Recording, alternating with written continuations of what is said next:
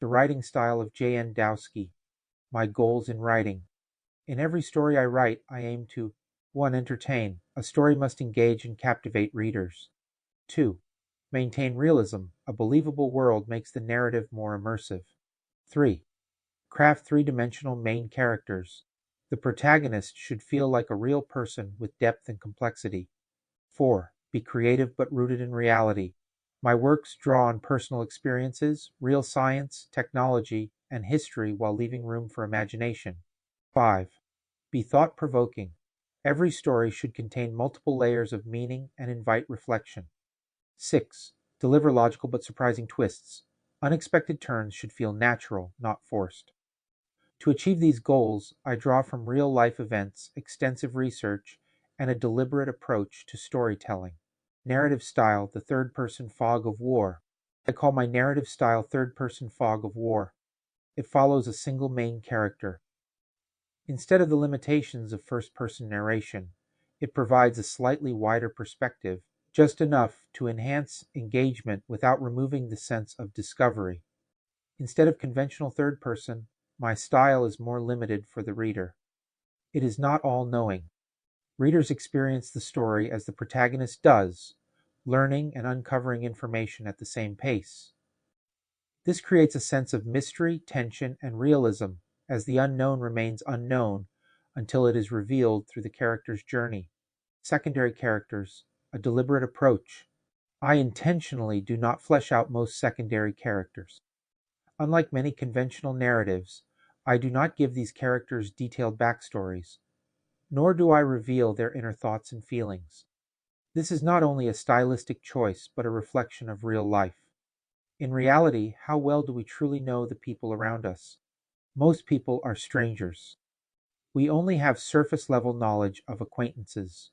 Even close friends and family members remain, in many ways, mysteries. We may not even fully understand ourselves, our own thoughts, feelings, and motivations. By adopting this approach, I heighten the tension and realism of my stories. The unknown breeds curiosity, and the absence of perfect clarity mirrors the way we experience the real world. The use of some exposition. For more detailed worlds, I will at times use exposition to bring the reader up to speed with the main character to understand the world and time they live. I try not to do this too much, but in the beginning of some of my stories, it does help the reader become more immersed in the worlds I am creating for their entertainment and interest. I realize for the casual reader it may not suit them. I had a friend say to me I should write fun and entertaining, like Star Wars or Harry Potter. My objective is to write entertaining and interesting, more like the Foundation trilogy, Dune 1984, I, Robot, Fahrenheit 451, and The Lord of the Rings. My stories have more than one underlining theme, giving them layers of depth to challenge the reader. I want the reader to be drawn in and entertained, yet also provoking thought. And if the reader can learn something new about history, science, politics, philosophy, and even about themselves, it would be a great bonus.